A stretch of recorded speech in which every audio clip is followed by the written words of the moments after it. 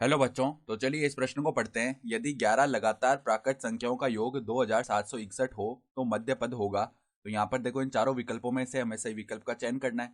तो प्रश्न में आगे बढ़ने से पहले इस प्रश्न से संबंधित जो मुख्य अवधारणा है उसकी हम चर्चा कर लेते हैं। तो देखो, मुख्य अवधारणा क्या हो जाएगी।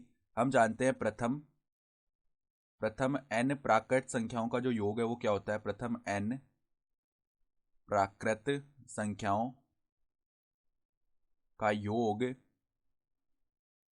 बराबर में आता है हमारे पास n गुणा में n प्लस 1/2।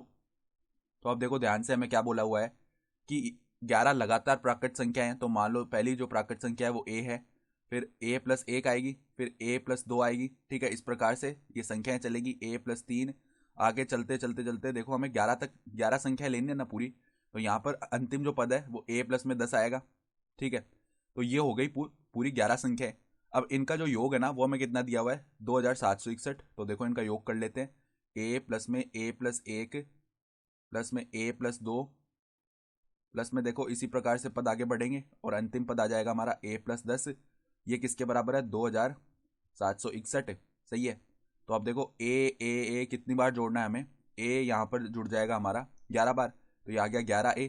प्लस में देखो हमारे पास क्या बचेगा अंदर, 1 प्लस 2 प्लस 3 प्लस इस प्रकार से पद बचेंगे और प्लस का 10 आ जाएगा। ये किसके बराबर है, 2761 के बराबर। तो अब देखो 11a प्लस में हमारे पास ये क्या लिखा हुआ है, प्रथम 10 प्राकृत संख्याओं का योग ही तो लिखा हुआ है। तो इसको हम क्या लिख सकते हैं, 10 गुणा में 10 प्लस 1 यानी 11/2 बराबर में 2761 है। तो 2 से देखो ये 10 जो है 5 बार विभाजित हुआ। सही है, तो ये आएगा।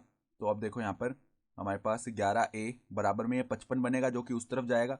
तो 2761 माइनस में आ गया हमारा 55। तो ये कितना आ जाएगा, ये आ जाएगा हमारे पास में 2706। ठीक है, ये पद बनने वाला है। तो यहाँ पर देखो a का जो मान है वो किसके बराबर आएगा, a बराबर में 2706 बट्टा में आ जाएगा 11। ठीक है, तो 11 से विभाजित करेंगे, 11 दूनी क्या होता है 22। ठीक है, 5 हासिल बच गया, 11 चौक कितना होता है 44, 6 हासिल बच गया और 66 बन गया। यानी a का जो मान है ना वो 246 बनने वाला है। तो हमें क्या बताना है, मध्य पद बताना है। हमारे पास कुल 11 प्राकृत संख्याएं हैं। तो हम जानते हैं जो मध्य पद होता है ना, मध्य पद बराबर आता है n प्लस 1/2 पद, दोवा पद, जहां n क्या है, विषम संख्या।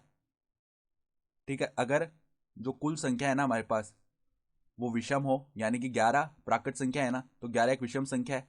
तो इनका मध्य पद कैसे लिखते हैं, हम n प्लस 1/2 पद लिख देते हैं। तो यहां देखो, यहां मध्य पद क्या आ जाएगा, यहां मध्य पद हमारे पास देखो 11 संख्याएं हैं। तो 11 प्लस 1/2 इतने वा पद।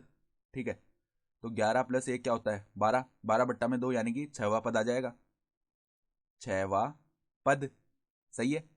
तो अब देखो हमारे पास 6वां पद कौन सा बनेगा, पहला पद है ए, दूसरा पद है ए प्लस 1, तीसरा पद है ए प्लस 2, चौथा पद है ए प्लस 3। ठीक है, पांचवा पद आएगा ए प्लस 4 और छठा पद आएगा ए प्लस 5। यानी कि ये क्या हो गया हमारा, ए प्लस 5 हो गया। ए का मान हम निकाल चुके हैं 246, प्लस में आ जाएगा 5, यानी कि हमारा मध्य पद जो है वो 251 बन रहा है। ठीक है, तो अगर विकल्प देखें ना तो विकल्प बी जो है 251 हमारा सही विकल्प आ रहा है। तो आशा करता हूँ कि आपको ये प्रश्न समझ में आया होगा। धन्यवाद।